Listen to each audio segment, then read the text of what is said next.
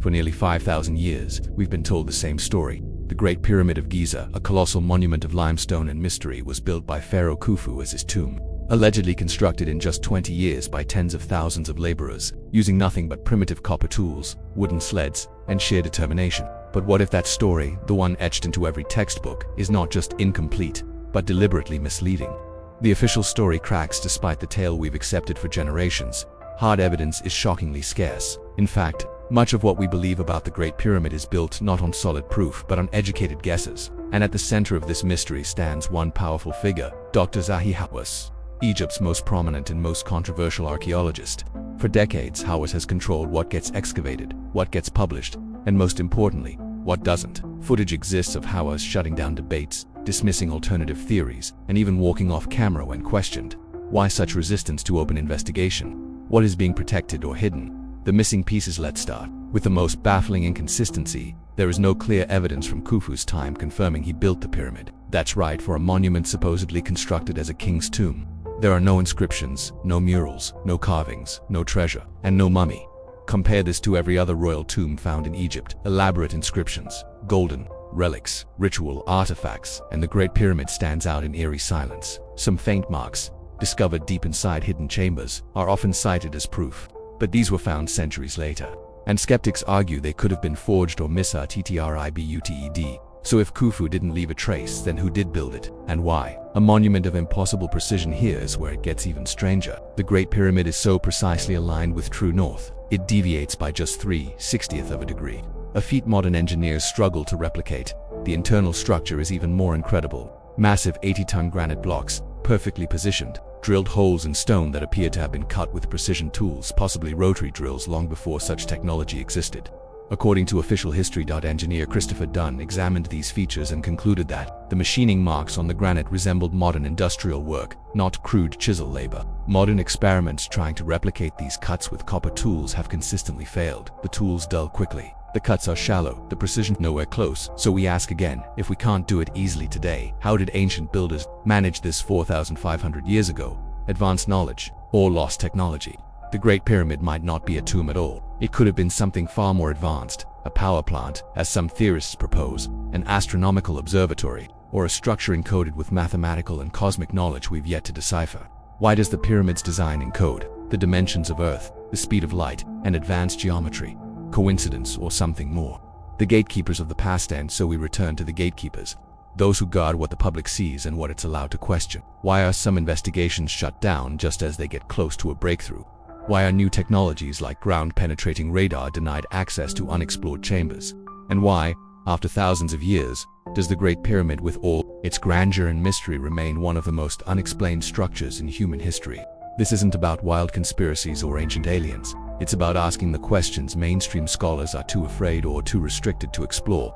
Because sometimes history's greatest secrets aren't lost, they're buried, not by time, but by those who prefer that you never ask questions. And maybe, just maybe, that's the real mystery of the Great Pyramid.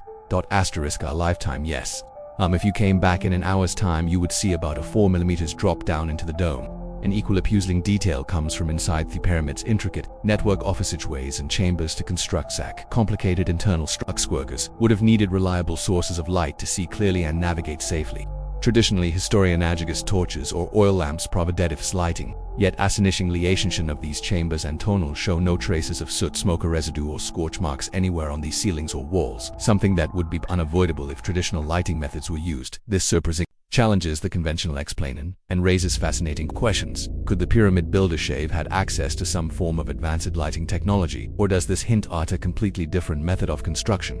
Altogether, these to suggest an intriguing possibility: the original pyramid builders may have possessed knowledge or technology much more advanced than what mainstream historians currently recognize, yet instead of openly considering these ideas, mainstream archaeology, particularly under Dr. Zahi Hawass, has strongly defended the established historical narrative. Independent researchers like Robert Belwo proposed the Orion correlation theory, suggesting the pyramids alexnexically with Orion's belt as it appeared thousands of years before Khufu have faced significant resistance. Similar literatures like Robert Schoch and John Anthony West have found intriguing geological evidence of extensive water erosion around the Great Sphinx. In fact, John Anthony West clearly showed that unusual weathering patterns at the Sphinx's base were caused by heavy rainfall and flowing water, not wind or sand erosion, as most Egyptologists suggest. Sphinx and the mystery surrounding pit are worn differently. These show a different kind of erosion and lagather around undulating profile usually caused by rainwater and torrential downpours. Here's the mystery. The last time there was enough rainfall in the Sahara Desert to cause this level of water erosion was over 12,000 years, right at the end of the last ice age. Even if the repairs were done because of water damage, a major question is still unanswered.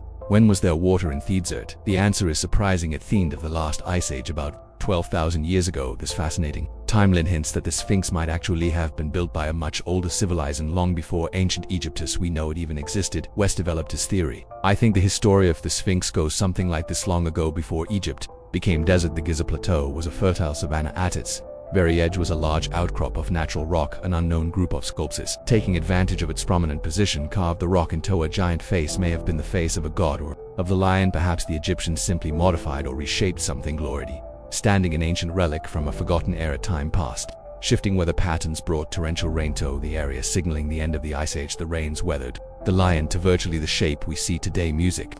When the rain stopped, the once fertile savanna turned into Sahara Desert. Twin-blown sands buried the statue up to its neck for thousands of years, protecting the body and its telltale traces of water weathering. Possibly it was recarved. Certainly the 4th dynasty kings who built the pyramids around 2500 BC uncovered the Sphinx and further fashioned the face in the airy image. Pharaoh Khephren didn't build the Sphinx, he restored it. Yet even explanation is backed by solid science and is currently the most convincing theory we have. Mainstream Egyptologists still reject or overlook. Surprisingly, they haven't provided me other convincing explanations either, leaving this compelling puzzle about the Sphinx's true age still waiting to be solved. West's discovery raised many questions, and adapted geologists sided with West. Egyptologists sided with West. Egyptologists offered few replies to his conclusions. West is really an academic worst nightmare, because here comes somebody way out of left field with a thoroughly well thought out, well presented, currently described, beautifully written, full of data you can't refute, and it pulls the rug from beneath your feet. So how do they deal with it? They ignore it. They hope it'll go away.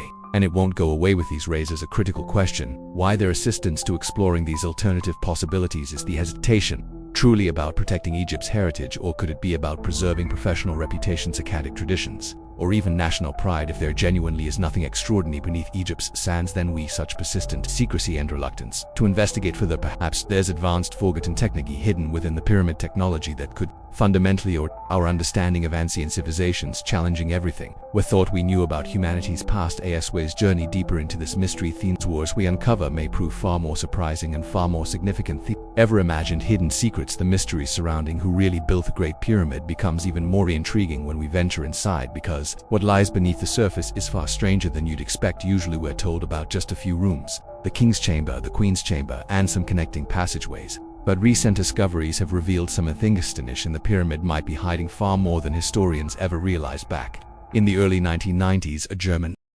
engineer named Rudolf Gantenbrink made headlines by exploring narrow tunnels inside the Queen's Chamber. Shafts experts believed were purely symbolic in nowhere. Using a small robot camera carefully guided through these tight spaces, he uncovered something trendy: a mysterious limestone door fitted neatly into the tunnel, complete with two small copper handles nicknamed Gantenbrink's door. This strange discovery captivated the world instantly, and here's why this matters: metal fittings like these copper handles had never been found anywhere else inside a pyramid, hinting this door protected something important. But just as Rudolf and his team were poised to discover what lay behind it, Egyptian authorities halted their investigation, which clear explanation after almost a decade of public anticipation. In 2002, another team sponsored by National Geographic returned. They drilled a tiny hole through Gantenbrink's door, only to encounter another sealed limestone slab directly behind it, and incredibly, that second door remains unexplored to this day, despite repeated requests from researchers worldwide. Further investigation continues to be denied by Egyptian authorities. This sudden resistance at such a critical point naturally raises the question: what's behind the persistent caution? Are officials genuinely concerned about preserving ancient treasures, or is there something else they prefer to keep hidden? Then in 2017, the intrigue deepened even further. A team of international scientists used cutting-edge technology called immunoradiography, essentially an advanced type of cosmic ray scanning, to examine the pyramid's interior without disturbing it. The results were astonishing. They discovered an enormous hidden void located just above the Grand Gallery, a massive, previously unknown chamber large enough to rival all the known rooms within the pyramid. Yet there's an invisible entrance, and no one has any clue what its purpose might be. Scientists immediately hailed this as one of the most significant archaeological discoveries in decades, but once again requests for deeper exploration have been consistently denied by Egyptian authorities, citing vague concerns about safety and preservation. Beyond these hidden chambers and sealed-off passages, evidence inside the pyramid itself challenges traditional views. Researchers, including engineer Christopher Dunn, have meticulous Lidenton markings and patterns that show evidence of advanced sigilling. Dunn closely studied granite blocks in the king's chamber, noting perfectly drilled holes and precision marks consistent with advanced machinery far beyond the capability of simple copper chisels. Granite is among Earth's hardest stones. Basic ancient tools would rapidly wear out or break. Entirely so, how exactly could ancient builders achieve this thousands of years ago? All these strange findings, hidden chambers, mysterious doors, precision tooling, suggest something remarkable. Perhaps the pyramids builders had access to advanced, or maybe they inner a technology from a much older civilization lost to history. Yet despite these intriguing possibilities, mainstream archaeology maintains a cautious, even defensive approach to further exploration. It might simply be that are concerned about protecting Egypt's heritage from sensational claims. But this caution may unintentionally prevent us from discovering vital truths hidden right beneath our feet. Ultimately, we're left with several compelling mysteries. What's concealed behind thossiled limestone doors? What purpose does massive hidden chamber discovered in 2017 serve, and could exploring these hidden spaces finally reveal who truly built the Great Pyramid, and how they accomplished this? With so many mysteries still hidden, Dar Zahi Hawass, deep within the Great Pyramid, one person stands firmly between us and the answers. Dar Zahi Hawass, the man whose decision shaped not only what the public knows about ancient Egypt, but more importantly, what we don't. For decades has dominated Egyptian archaeology. Charismatic, outspoken, and fiercely protective of Egypt's ancient heritages, held powerful positions like Secretary General of Egypt's Supreme Council of Antiquities and Minister of Antiquities. These roles have given him unparalleled control over who gets permission to dig, what research can be conducted, and ultimately which discoveries ever see the light of day. But behind his passionate promotion of Egyptian culture lies a much darker, a rigid and secretive system that has consistently blocked researchers attempting to challenge established historical narratives. Now, supporters of Hawass could argue he's simply safeguarding Egypt's price-lodgers from speculative or irresponsible theories. But could there be another, more unsettling possibility called HIS's strict regulation intently keeps certain truths hidden to preserve comfortable established district narratives, protecting graphical reputations, academic, or even Egypt's national pride? Let me know what you think in the comments below when this video is over, because by carefully deciding who can research and precisely what can be publicly revealed, Hawass has effectively posed himself as the ultimate of Egyptian history, possibly silencing discoveries capable of fruiting our entire understanding of the ancient world. Hawass's legacy is complicated. On one hand, he has passionately promoted Egyptian culture, dramatically raising Egypt's global profile, but this influence may have come at an unseen cost. His restrictive policies might unintentionally or perhaps intentionally have prevented critical exploration and discovery, leaving crucial truths about ancient Egypt still buried beneath the sands. This leaves us with a troubling question: is Dr. Zahi Hawass genuinely protecting Egypt's heritage, or is he guarding something else, secrets that could rewrite history entirely until Egyptian archaeology embraces genuine transparency? We may never know exactly what hidden behind those carefully guarded doors. With these questions still lingering, let's explore some alternative theories that mainstream archaeologism is reluctant to discuss. Independent treaters have discovered compelling evidence that challenges the official story we've always been told. Earlier we mentioned Dr. Robert Schoch's fascinating findings on the Sphinx, suggesting its origins might stretch back far beyond accepted to melons, potentially linked to an older forgotten civilization building. On this possibility is Robert Bovell's remarkable Orion correlation theory. Bovell noticed that something extraordinary: the three main pyramids at Giza perfectly mirror thesters of Orion's belt, but not as they appeared during Pharaoh Khufu's reign. Instead, their alignment precisely matches the constellation's position around 10,500 BC, thousands of years earlier than traditional history accepts. This isn't likely just a coincidence. Orion held deep significance in ancient Egyptian culture, symbolizing the god Osiris, ruler of the afterlife, rebirth, and the eternal cycle of life and death. If Bovell's theory holds true, it could mean the pyramid builders had a sophisticated understanding of astronomy delabelli, encoding their monuments with celestial meaning. Knowledge historians typically believe ancient Egyptians simply didn't possess. Taking things even further, some research besides Egypt's impressive monuments might actually connect back to a much older lost civilization, one with advanced technology and skills far surpassing anything historians currently recognize. Engineer Christopher Dunn meticulously examined the granite blocks inside the Great Pyramid and discovered evidence of precise drilling marks and advanced tool cuts that primitive copper chisels simply couldn't produce. Granite is incredibly hard, and even with modern hand tools, precise cuts like Dunn observed would be complicated. Could ancient Egyptians really have managed such intricate craftsmanship with basic tools, or were they assisted by technologies from another civilization? Another puzzling inconsistency and runs how the Egyptians transported enormous granite blocks to the pyramid site. Some of these massive stones weigh up to 80 tons each, and their source was located over 500 meters away from the Giza plateau. Mainstream historians have No convincing explanation for how ancient Egyptians could have moved these immense stones across such vast distances, especially without the aid of wheels or advanced machinery. Even today, transporting stones of this size and weight would present extraordinary challenges requiring heavy equipment, special adherence to vehicles, and extensive learning. This significant gap in the traditional narrative raises an obvious question: how exactly could ancient builders have achieved what would still be incredibly challenging for modern engineers? Graham Hancock expands on this theory, proposing that there was once an advanced global civilization now forgotten, lost due to a devastating global catastrophe or gradual decline.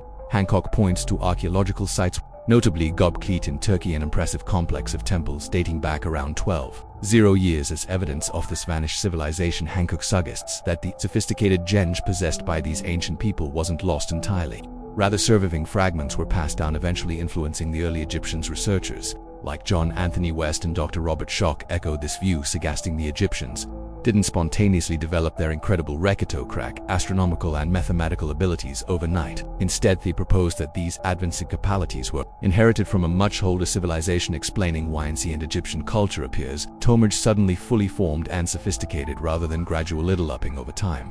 Although mainstream Egyptology typically dismisses the sea theories as improbable or even impossible, growing evidence makes them increasingly difficult to ignore. Consider, for instance, the mysterious Orion Temple at Abydos, constructed from massive granite blocks. This structure displays advanced precision and craftsmanship, matching what we've seen inside the Great Pyramid, skills so possibly beyond the reach of early Egyptians.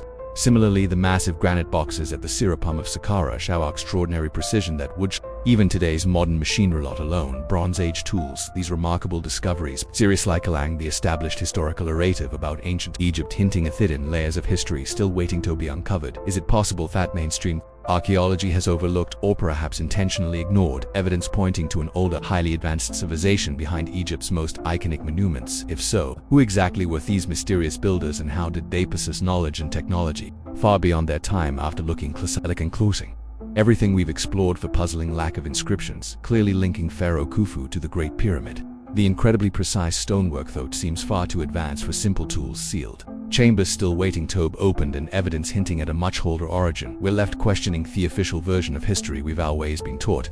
These fascinating discourses suggest that the pyramid's builders likely had knowledge and far more advanced than mainstream history gives them credit for. While this idea might seem unusual at first, each new clue we find makes it more believable. Perhaps the ancient Egyptians knew more than we realize, and their advanced techniques were simple over time, or maybe these monuments were actually built by an earlier civilization whose skills were passed down or adapted by the Egyptians later on. But if these ideas are so intriguing, why does mainstream archaeology still hesitate to explore them fully? One unknown is that accepting an older, more advanced civilization could mean drastically changing the story we currently accept. Historians, archaeologists, and even entire countries have built their identities and reputations around the tradition. Rewriting history books, museum exhibits, and deeply held ideas isn't easy for Egypt, acknowledging that its famous pyramids might predate their known civilization or might not be purely Egyptian creations. To sensitive issues of national pride, and by resisting deeper exploration to hidden chambers, ancient technologies, and alternative historical explanations, mainstream archaeology may unintentionally be keeping important truths hidden beneath the desert sands. Imagine if we found clear evidence Egypt's desert of an advanced civilization forgotten by history. Such a discovery wouldn't just change our view of Egypt, it could alter our entire understanding of human storytelling. Everything we've assumed about our ancestors and they might have accomplished. Standing at the brink of these profound mysteries, we must ask ourselves, will archaeologists finally open these sealed doors and explore what's hidden inside here? Will the secrets of the Great Pyramid remain locked away, waiting for future generations brave enough to seek the truth for more ancient mysteries? Be Soreto, check out our other videos and subscribing for watching.